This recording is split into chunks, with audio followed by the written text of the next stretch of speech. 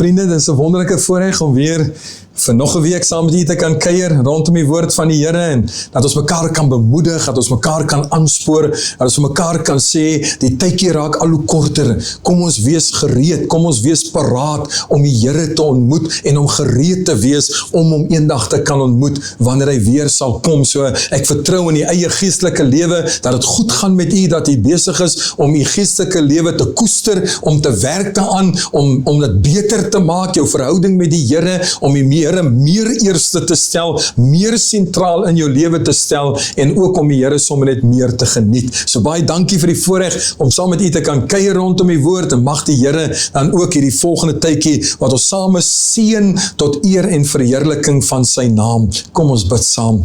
Hemelvader, ons sê vir u so baie dankie vir hierdie kosbare voorreg wat u vir ons gee week na week om saam met mekaar te kan kuier rondom die woord. Here, dit bly altyd vir my wonderlik om te weet, ek is deel van 'n groter familie as die gemeentetjie waaraan ek behoort. Here, ek is deel van die liggaam van Christus. Ons wat gewas is in die bloed van die lam, gereinig is, aangeneem is deur die Here. Ons is broers en susters in die Here. Niemand is meer belangriker as die ander een nie, want ons almal is gered uit genade. Here, dankie vir die voorreg om dan saam met my broers en susters in ons land te kan ontmoet. Here, wat kruiskyk het en dat ons met mekaar kan praat en dat ons met mekaar kan saam bid en dat ons saam kan vra, Here, hou ons staande, hou vir ons vas, help vir ons dat ons voete nie sal uitgly nie. Help vir ons, Here, dat ons oë gefestig sal wees en sal gefestig sal bly op Jesus Christus, die leidsman en die volëinder van ons geloof. Here, dankie vir hierdie geleentheid. Dankie dat ek kan bid, dat die mense sal aanraak, dat die mense se lewens sal omkeer, Here, dat die siele sal red,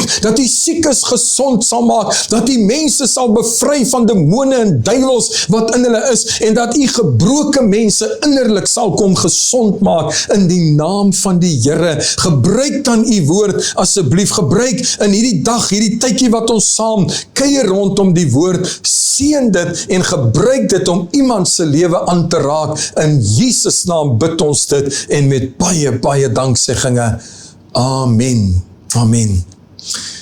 Liewe vriende, ek wil graag vandag saam met u lees hier in Jakobus hoofstuk 5.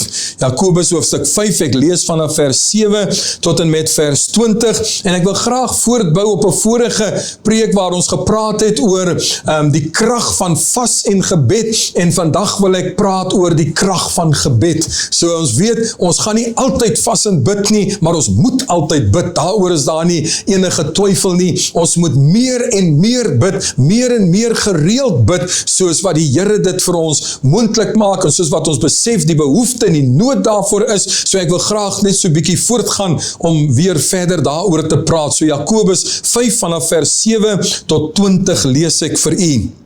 Die opskrif hier is vermaning om geduldig te wees, die eed, die gebed, die bekering. Wees dan geduldig, broeders, tot op die wederkoms van die Here.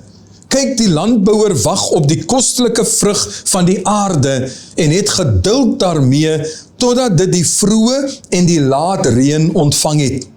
Julle moet ook geduldig wees, versterk julle harte, want die wederkoms van die Here is naby. Moenie teen mekaar sug nie, broeders, sodat julle nie veroordeel word nie. Kyk, die regter staan voor die deur.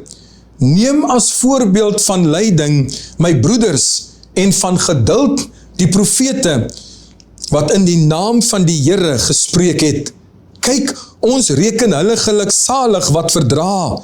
Julle het gehoor van die lydsaamheid van Job en julle het die einddoel van die Here met hom gesien, dat die Here vol medelee en ontferming is.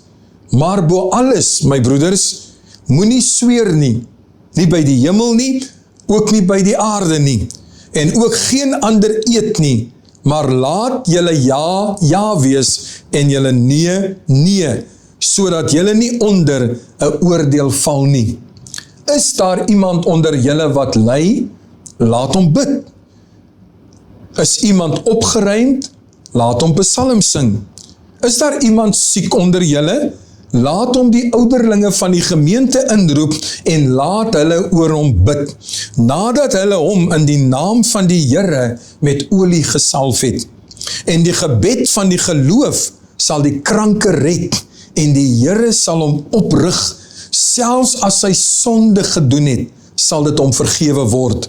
Bely mekaar julle misdade en bid vir mekaar, sodat julle gesond kan word. Die vurige gebed van die regverdige het groot krag. Elia was 'n mens net soos ons, en hy het ernstig gebid dat dit nie moes reën nie, en dit het op die aarde 3 jaar en 6 maande lang nie gereën nie. En hy het weer gebid, en die hemel het reën gegee, en die aarde het sy vrug laat uitspruit. Broeders, as een onder julle van die waarheid afdwaal, en iemand hom bekeer, laat hy weet dat die een wat 'n sondaar van sy dwaalweg bekeer, 'n siel uit die dood sal red, en 'n menigte sondes sal bedek. Net tot sover die geleesde deel. Soos ek gesê het, ons wil praat oor die krag van gebed, en ons wil vir mekaar as kinders van die Here aanraai om minder te kla. Gaan kla minder by mense, hulle kan jou nie help nie. Die mense by wie jy kla, het net soveel probleme soos jy self, my liewe vriend. Maar as jy by die Here kla, dan is dit iemand wat jou kan help. Dis iemand wat beter vir jou verstaan as wat jy ooit vir jou sal kan indink. En as Jakobus hier skrywe, dan is dit uiteindelik 'n ernstige oproep tot ware gebed, 'n ernstige oproep om tyd met die Here te spandeer en elke situasie so te hanteer dat gebed 'n element is van die oplossing waarna jy soek. En dan is dit treffend as hy dan nou jy spesifiek hierdie voorbeeld gebruik van 'n Elia. En hy sê vir ons, dink daaraan, dat Elia was 'n mens net soos ons. En wat het hy daarmee bedoel? Hy het bedoel om vir my en vir u te sê, dat Elia was 'n mens wat ook gewikkel was in die lewe se uitdagings wat daar was. Hy was nie getroud gewees nie, maar sy bediening het geweldige uitdagings na hom toe gebring. Hy het deur moeilikhede gegaan, hy het ook deur honger en dors gegaan, hy het ook deur moegheid gegaan, wanneer hy baie keer ver moes loop om 'n boodskap te gaan afgee. Maar die belangrike wat vir my hier uitstaan van sy menslikheid, as die woord sê, hy was 'n mens net soos ek en u, dan is dit die feit dat ons onthou almal hoe dat Elia onder 'n besembos gaan lê, en wat het hy gebid? Hy het gesê dat hy kan sterwe. Hoekom sou Elia, hierdie man van God, hierdie profeet van die Here, wat so hoog aangeslaan word, hoe is dit moontlik dat hy by 'n punt kan kom waar hy sê, ek wil nie langer lewe nie, ek sien nie uit na môre nie, ek sien nie uit na volgende week nie, ek wil net doodgaan. En hy het dit nie vir homself gesê nie, hy het dit vir die Here gesê. Klink dit dan vir u baie meer mensliker, as dat ons net lees van al die wonderwerke wat Elia gedoen het? Hy was 'n mens net soos ons. Hy het ook sy teleurstellings gehad. Hy het ook sy vrese gehad. Hy het ook in 'n stadium van sy lewe gevoel, die lewe is nie die moeite werd nie, al is ek 'n profeet van die Here, al het ek al die grootheid van God gesien, waar ek my nou bevind, wil ek nie meer langer lewe nie. Hy's 'n mens net soos ons. Maar nou sê Jakobus hier, maar hy het gebid. En wanneer hy gebid het, wanneer Elia besef het, dat God is my regterhand, God is my krag, dan het Elia van die grootste wonderwerke verrig, in die naam van die Here. So liewe vriende, die Here soek nie, ons wil baie keer praat, van gebedshelde. God soek nie gebedshelde nie. God soek mense wat bid. God soek mense wat weet, die rede hoekom ek bid, is omdat ek het niemand anders na wie toe ek kan gaan nie. En die Here eer dit, wanneer mense na hom soek, wanneer mense tot hom bid, God eer dit, liewe vriende. En dan hier in Jakobus word 'n hele paar aspekte van die gebed vir ons uitgewys hier. Onder andere, ons wil kyk na ander selfs ook. Maar die eerste is dan Elia, was 'n mens net soos ons, maar hy het gebid. Ek lees in 1 Koning 17, dat Elia vir koning Agab sê, hy sê, op my gebed sal die reën stop, en daar sal geen reën wees vir die volgende jaar, totdat ek, hoor wat sê, totdat ek weer daarvoor bid nie.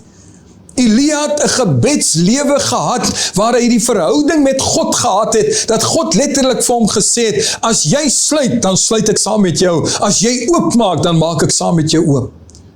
En die Bybel leer vir ons, dat vir 3,5 jaar lang, het dit nie gereed nie, op die woord, en volgens die woord, volgens die gebed van 'n Elia. Vriende, dit is so wonderlik, as ek en u in daardie verhouding met God kan kom, waar ons hierdie gebedsverhouding met hom het, en het gaan nie net oor ure se gebed nie, het gaan oor 'n eerlike gebed.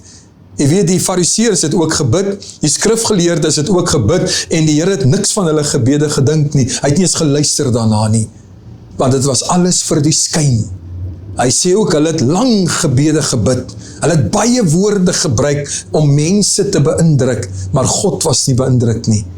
So dit gaan nie soseer in die eerste plek, hoe lank jy bid en hoeveel jy bid nie, dit gaan daaroor, hoe eerlik is jy in die gebed wanneer jy met God praat. Bid jy die regte woorde, want dit is hoe jy dit geleer het, of bid jy uit jou hart uit?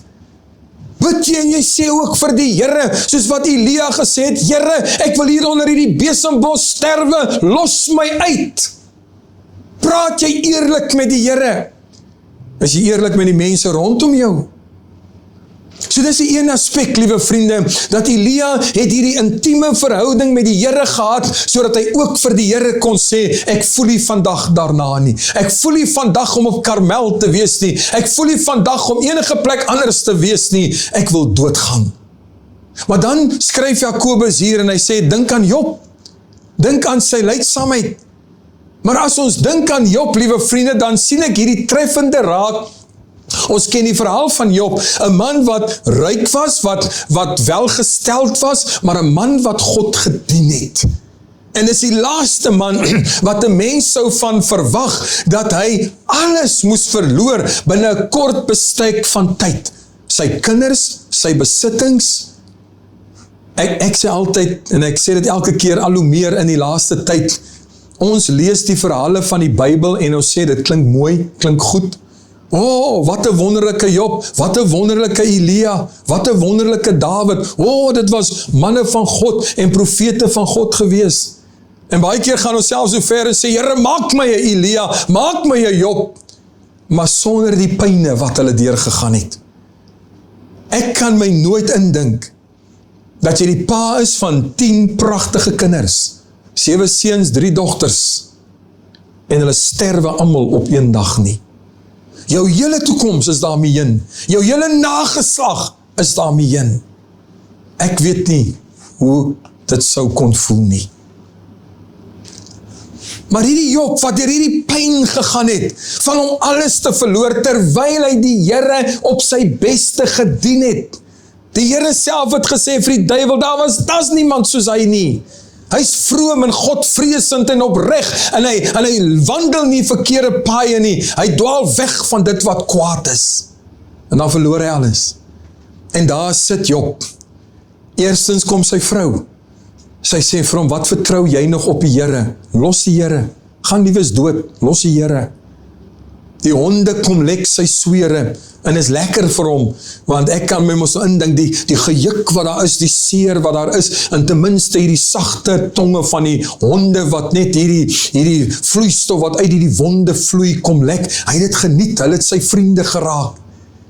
En dan kom sy beste vriende, kom daar by hom, hulle wat gekom het, wanneer daar die een feest na die ander was, die een partytjie na die ander was, die een oorvloed van kos na die ander keer toe, hulle het kom kuier, hulle het gedeel in die voorspoed wat Job gehad het. Nou sit Job op die ashoop, hy het niks, nie 'n huis nie, hy het nie eens 'n vrou wat nou regtig getrou is aan hom nie, hy het nie kinders nie, hy het niks nie, hy het nie kos op die tafel nie, hy sit op die ashoop, en sy vriende kom, en die Bybel sê, sê, toe hulle met hom praat, toe is daar van hulle wat vir hom sê, dis vanweë jou sonde wat jy getuigtig word, dis vanweë jou geheime sondes, wat God van weet, dat jy hier sit, waar jy is vandag, Job. En dan weet ons, Job kom by dieselfde geval uit as wat Elia gekom het. Job kom in 'n stadium waar hy sê, Here, ek vervloek die dag dat ek gebore is. Hoekom is ek nie doodgebore nie? Het is altyd interessant hoe dat, wanneer het goed gaan met 'n mens, voel jy wil vir ewig lewe hier op aarde, dat jy net hierdie voorspoed en goedheid te kan waardeer, maar die oomblik as het sleg gaan, dan wil jy net dood wees. Asof jy wil sê, ek verdien dit nie, dit is nie veronderstel om met my te gebeur nie. En dan sit Job daar, en ons weet nie vir hoe lank Job in hierdie armoedige situasie gesit het nie. Ons weet al die gesprekke wat plaasgevind het, tussen hom en sy 4 vriende, en hoe dat elkeen vir hom 'n beter antwoord gehad het, of probeer het, en 'n beter verduideliking wou gee het vir sy lot, en ons sien die innerlike stryd wat Job deurgegaan het, en dan kom God daar in Job 42, en luister nou wat vra God vir Job. God vra vir Job, bid vir jou vriende vir hulle welstand. Kan u vir die indink in so 'n situasie in? Hierdie manne wat, hulle daarom ten minste by jou kom sit baie dae, en met jou kom praat, en 'n bietjie die eensaamheid weggevat, maar hulle het nie goeie nuus noodwendig vir jou gehad nie, hulle het nie altyd bemoediging vir jou gehad nie, het gaan goed met hulle het kos, julle waarskynlik het hulle daarom vir Job iets gebring om te eet, maar jy weet as jy in hierdie situasie is, waarin Job as jy nie eens lus vir eet nie. Maar dan kom die Here in Job 42 en hy sê vir Job die volgende, bid vir jou vriende. Nou wat moet jy bid as jy vir mense bid? Jy moet die guns van die Here oor hulle afbid. Jy moet die seën van die Here oor hulle afbid. En hier sit Job op die ashoop met niks en hy begin vir hulle te bid, liewe vriende, omdat God so sê. God het nie gesê wat die uitwerking gaan wees nie. God het net gesê, bid vir hulle en prys die Here. Toe Job die moed kry, ek dink nie, Job het net gesê, kom laat ons bid, manne ek wil so graag vir julle bid nie, nee, Job is in 'n staat waar hy kla oor sy lot en nou moet hy positief begin bid, maar dank die Here, hy doen dit, hy begin te bid vir Job, of jammer vir sy vriende, hy bid die seën van die Here oor hulle af, hy bid die Here se voorsiening oor hulle af, en luister nou wat sê die Bybel, liewe vriende, en terwyl Job besig was om vir sy vriende te bid, het God sy lot verander. En ons weet uiteindelik was Job geseën met 2 keer meer as wat hy voorheen gehad het. En natuurlik was sy vrou weer op die plek, want die beursie is ook mos nou weer reg. Maar hy moes bid vir sy vriende. Hy moes bid vir hulle wat hom afgekraak het, terwyl hy niks het nie.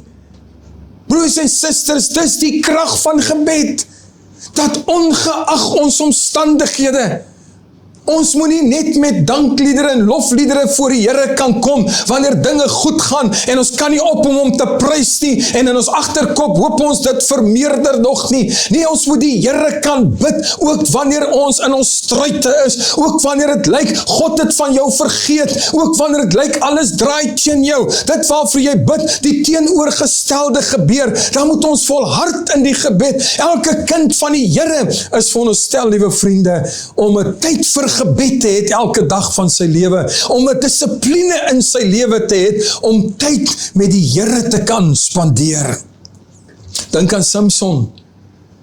Samson sien ons hoe dat hy hierdie sterk man was, en hoe dat hy met sonde begin speel, en hierdie buiteegtelike verhoudings, waarmee hy besig geraak het, totdat hy uiteindelik vir Delilah sy hele hart oopmaak, en vertel waar sy krag vandaan kom. En ons weet die krag was nie in die hare nie, die krag was in die Here gewees, maar die Here het gesê, deel van ons ooreenkoms is, jy sny nie jou hare nie. Toe laat hy sy hare sny, want hy maak vir Delilah alles oop, en alles word afgesny, en dan roep sy weer, Samson, die Filistyne is op jou, en dan staan daar die volgende, en hy het opgespring soos die vorige kere, maar hy het nie geweet dat die Here hom verlaat het nie. Samson, jou sonde het jou uiteindelik ingehaal, jy het gespeel met sonde aanhoudend, dat het begin daar by die leeu, wat jy doodgesaan het, en toe jy weer daar kom, toe is daar heuning in die karkas, en toe haal jy uit, en jy hou dit geheim, jy sê nie vir jou ouers waar het vandaan kom nie, want jy mag nie aan enige lijk geraak het nie, enigiets wat dood is, jy mag nie daaraan geraak het nie, maar Samson, jy het met die sonde begin speel, totdat jy uiteindelik alles uitgegee het, En nou staan jy, Samson, jou oë is uit, jy's vasgebind, jy's 'n grap, jy moet dans vir die vyand. Hulle lag vir jou, hulle het nie 'n vreeshaar op hulle kop meer vir jou nie, want die Here het van jou gewyk. En dan kom Samson op 'n dag, waar hy erken en besef, dis alles my eie skuld, niemand anders se skuld nie, dis my skuld. En dan is dit vir my so pragtig, as Samson hier bid in Rigter 16, hy bid tot die Here, en hy sê, Here, hoor net hoe bid hy, liewe vriende, is my so mooi, ek wonder of die ou aan die kruis nie, by Samson geleer het nie, Samson bid, hy sê, Here, dink aan my, net nog hierdie een keer. Here, ek erken, ek verdien dit nie. Liewe vriende, daar's krag in belydenis. Daar's krag wanneer jy jou skuld erken. Daar is krag in wanneer jy voor God kom, nie in hoogmoed nie, nie in verwaandheid nie, nie met 'n klomp woorde nie, maar dood eenvoudig, Here, dink aan my. U weet waar ek my bevind. U weet wat my posisie is. Here, maar ek bid vandag tot U. Wees my genadig. En dan kom die Here, en hy laat vir Samson sterf, maar hy laat hom nie sterf as 'n uitgestotene en 'n verlorene en 'n beklaagde een nie. Samson sterf as 'n held, want God het hom verhoor. Dit is die krag van gebed. Laaste persoon wat ek wil hê ons moet vinnig na kyk is Daniel. Hoe dat Daniel, die Bybel sê, Daniel sê die gewoonte gehad het om 3 maal 'n dag tot sy God te bid. En hoor wat staan daar, hy het voor die Here neergeval en hy het die Here geloof en geprys. Hy het hierdie verhouding met die Here gehad, 'n gebedsverhouding. Elke dag, 3 keer 'n dag het hy gegaan om te gaan bid in sy werkstyd. Hy het tyd gemaak om met God te praat. Hy het 'n liefde vir God gehad, want hy het hierdie intieme verhouding met God gehad deur sy gebedslewe. En dan kom die bedreiging van die leeukuil, dat hy in die leeukuil gegooi sou word, en dan kom die boodskap by hom uit. Liewe vriende, ek sê dit altyd, dis my die treffende. Daniel het nie nou 4 keer begin bid, of 5 keer begin bid, en gesê, ek is in 'n krisis, ek moet meer bid nie. Nee, Daniel sê, ek het hierdie verhouding met die Here, dat ek elke dag met hom praat, en wat ook al vir my voorlê, dis in die Here se hande. Hy kan met my maak wat hy wil. En as die koning hom kom haal, of hulle kom haal om hom in die leeukuil te gooi, omdat hy nou gebid het tot sy God, terwyl daar 'n wet uitgegaan het, dat niemand mag 'n ander God aanbid, behalwe vir die koning nie, dan word hy weggeneem, en is so mooi as die koning vir hom sê, Daniel, mag die God wat jy so gedurig deur vereer, mag hy met jou wees. En as Daniel in die leeukuil, en hulle aanvaar, hy is onmiddellik dood, want is 'n klomp hongerleeu's, en luister nou, ons het laas gepraat oor vas en gebed, die Bybel sê dat die koning, hierdie heidense, goddelose koning, hy het die nag deur gevas, terwille van Daniel. En die volgende môre gaan hy, weet dit is onmoontlik, maar hy gaan en hy hardloop na die leeukuil toe, hy sê, Daniel, was die God wat jy so gedurig deur vereer, was hy in staat om jou te red? En dan antwoord Daniel uit die leeukuil, ja, my Heer, die koning, die God was in staat om my te red. Daniel het 'n gebedslewe gehad, wat vir hom sterk genoeg was, om die diepste donkerte wat hy kon ingaan, was God met hom. Vriende, ons word te veel gedwing om in nood te bid. Ons word te veel deur die duiwel in situasies gegooi, en nou wil ons bid, nou wil ons die naam van die Here aanroep. Terwyl ons die voorreg het, kom na my toe. Nader tot my, sê die Here, en ek sal tot julle nader. Reinig julle hande, suiwer julle harte, maak skoon, maar kom na God toe, in gebed, kom in opregte gebed, kom in eerlike gebed. Vriende, ek kan vir 'n uur voor die bid, en die mooiste en kragtigste woorde gebruik, maar dis net God wat my hart kan sien. Ek kan mense probeer beïndruk. Vriende, elke keer in my eie persoonlike lewe, waar ek vir die Here gevra het, Here gebruik my, Here spreek deur my, Here bedien mense deur my, weet jy wat het die Here vir my gesê, gaan bid meer, spandeer meer tyd voor God, op jou knieë, roep meer die naam van die Here aan, want jou krag kom van die Here af. Werk aan jou eie verhouding met God. Moenie bid vir 'n kragtige bediening, maar jy het nie respek vir God in jou lewe nie. Vriende, ons het 'n magtige wapen in gebed gekry. Dit is so hartseer dat ons dit nie gebruik nie. Die bidure loop leeg. Mense kom bid nie meer nie. Mense wil lofprys aan bid. Engels, hulle wil prys en worship. Dit is so lekker om net lekker te sing en net vir jouself te vergeet. Liewe vriende, dit is tyd dat ons harte voor die Here oopmaak. Dit is tyd dat ons praat met God oor ons eie lewens, oor ons eie geestelike toestand. Dit is tyd dat ons sondes bely. Dit is tyd dat ons vir ander begin bid. Dit is tyd dat ons besef, ons is mense, en die Bybel sê, Elia was 'n mens, net soos ons, maar die Here wil vandag vir ons sê, jy is net soos Elia, jy is 'n mens net soos hy, daar is geen rede, waarom daar nie krag in jou gebed kan wees nie.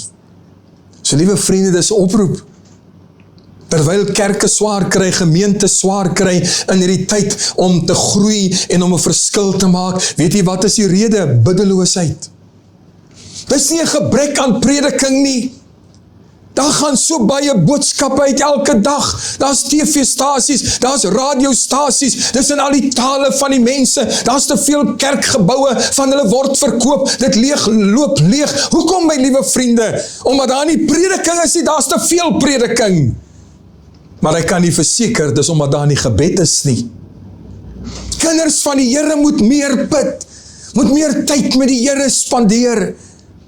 Jy sien, een van die groot probleme vir my vandag, dink ek baie keer is, ons wil alles in die openbaar doen, ons wil op die verhoog wees, ons wil mense betrek, dat hulle kan sien wat ons doen, en dan voel ons lekker, het voel ons altyd lekker, as daar 'n klomp mense is, maar weet jy waar lê ons krag? Ons krag lê in ons binnekamers, waar die Here vir ons sê, gaan in die geheim, gaan maak die deur agter jou toe, praat met God, en dan sê die Here Jesus dit, hy sê dat jou God wat in die verborgenheid kan insien, jou God wat kan sien daar waar niemand anders sien nie, hy sal jou in die openbaar vergelde.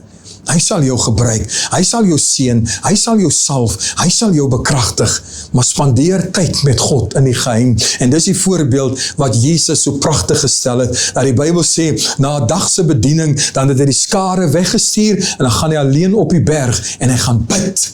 Hy gaan bid vanmôre, hy sê dankie vir die Vader vir vandag, hy berei hom voor, want sy krag het nie gelê in sy welsprekendheid nie, sy krag het nie gelê net in die feit dat hy die posisie as seun van God gehad het nie, sy krag het daarin gelê, dat hy intieme verhouding met sy Vader gehad het.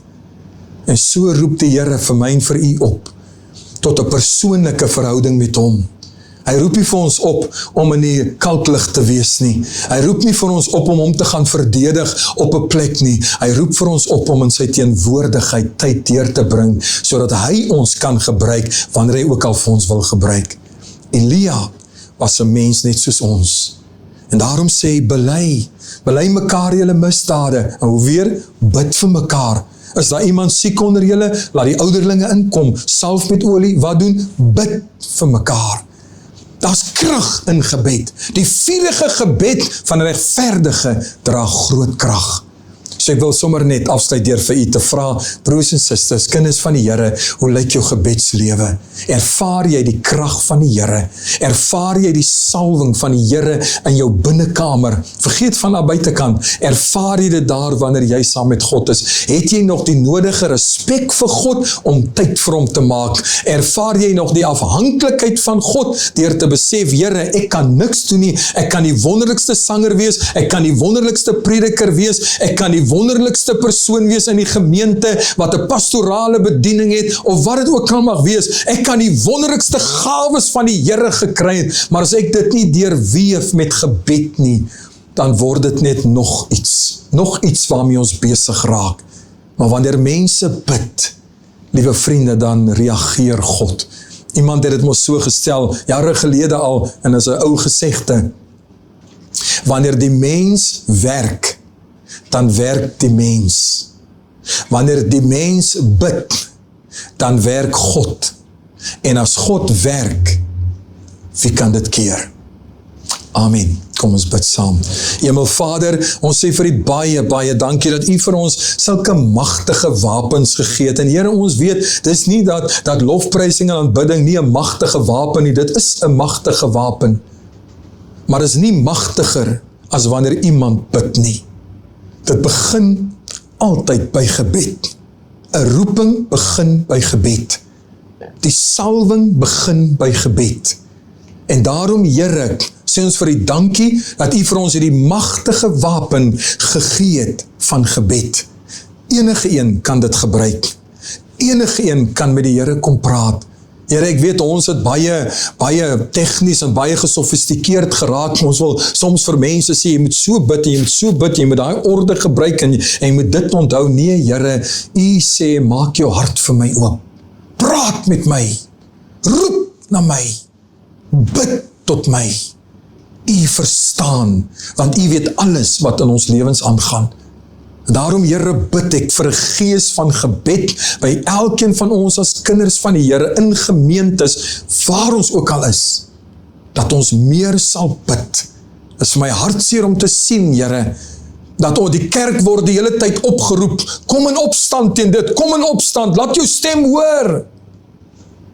Here, ons kan ons stemme hoe hard laat hoor by mense kan nie antwoorde gee nie, mense kan ons nie red nie, net God kan red, net God reageer op gebed. Help ons om meer te bid, o Here, dan sal ons minder in benoudhede wees. Skenk ons die genade.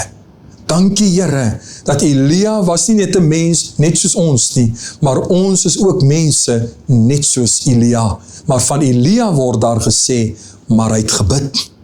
Kan dit van my ook gesê word, Here, ek sou graag wil hê, dat dit ook agter my naam mag staan, maar ek het gebid. Help vir ons daartoe. Dis wat ek vir Petrus gesê het. Die Satan het vurig begeer om jou te sif soos 'n mens koring sif, en dan staan hy volgende, maar ek het vir jou gebid. Dankie daarvoor. Amen. Amen.